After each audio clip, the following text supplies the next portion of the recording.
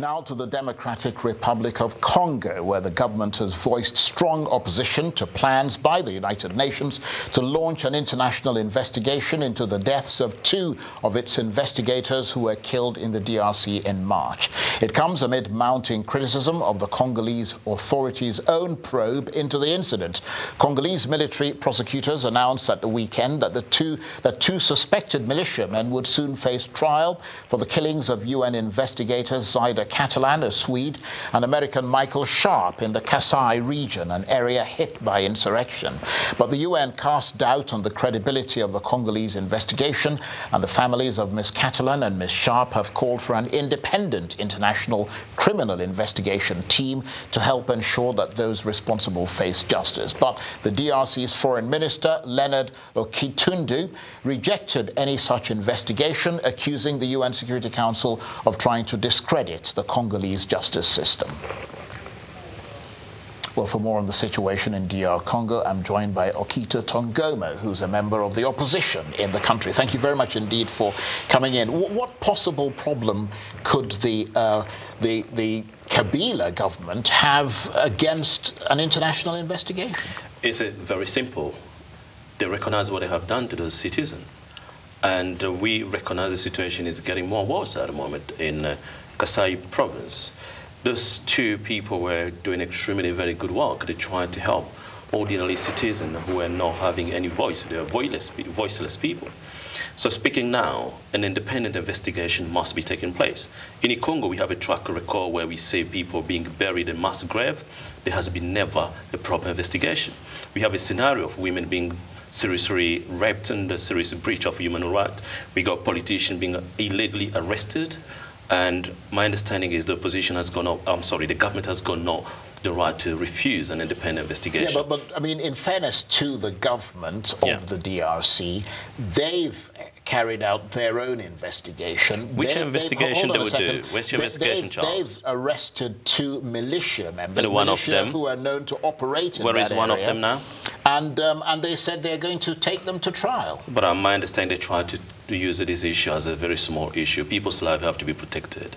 They have a history and a track record of killing ordinary Congolese people, and they're even moving to kill those people come to help those voiceless people in Congo. Yeah, but can we just focus a proper investigation have to be done. Right, and we want an independent investigation because those people were killed in a scenario where there's no clear reason why they have to be killed by someone else. I've seen the video of the actual killing. Yeah. I've seen the two UN investigators being marched to where they were shot, and the people who were marching them were clearly militia. That is what people think. There's no clear reason to say that, because the way the government published that video without any proper investigation, it showed it has some good interest to show some such barbaric issue. Look, those people in the Kasai province, probably you don't know much.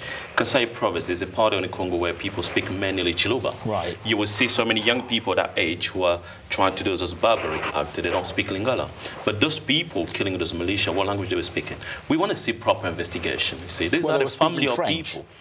No, they were speaking Lingala, which is those people were killing those people. They were talking to Michael Sharp, the American investigator, and they were talking to him in French. But again, that makes the question more difficult, because those young people, you see the level of education.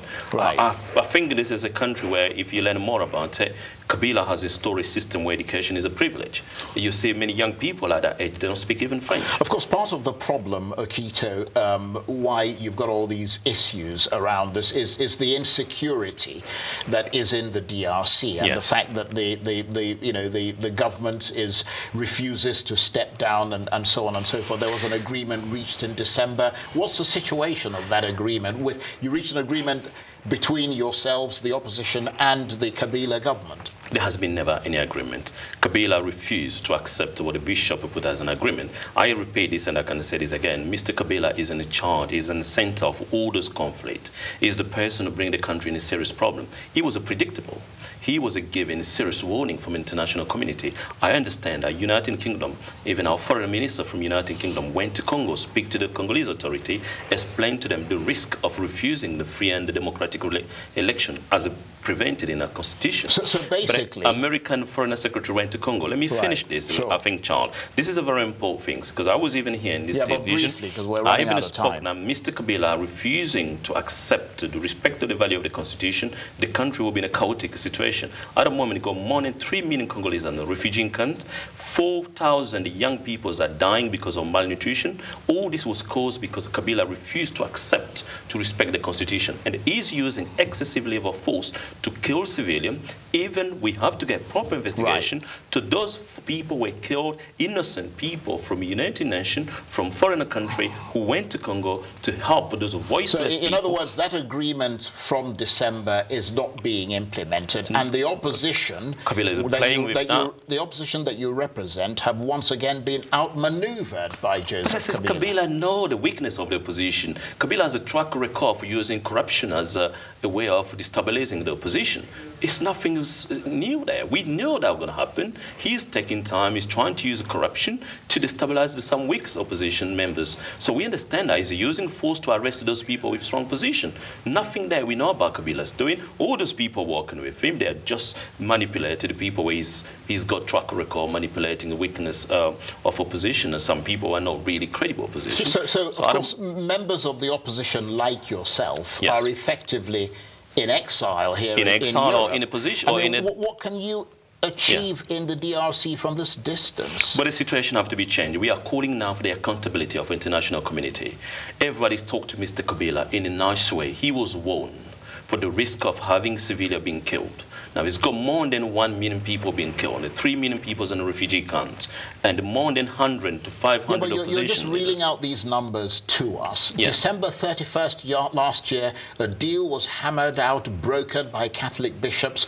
What has happened to that agreement? But Kabila because refused the deal. Everything seems stuck at the moment. Kabila is not willing to accept the deal. He's using corruption just to destabilize the situation. Is there anything you can do to change that situation? We are calling now. This is a time for the international community, especially US and the European and Britain. We are very happy with the recent decision which was taken by European Union to take some serious action against Kabila, some of his high-profile members. And we want to see a serious intervention to stop Mr. Kabila from killing ordinary citizens and breaching the value of the Constitution and also jeopardizing the future of the democracy of the country. He have to be arrested. Okay, Okito Tongomo, member of the opposition in the Democratic Republic of Congo. We're very grateful to you for coming in. Thank you very much.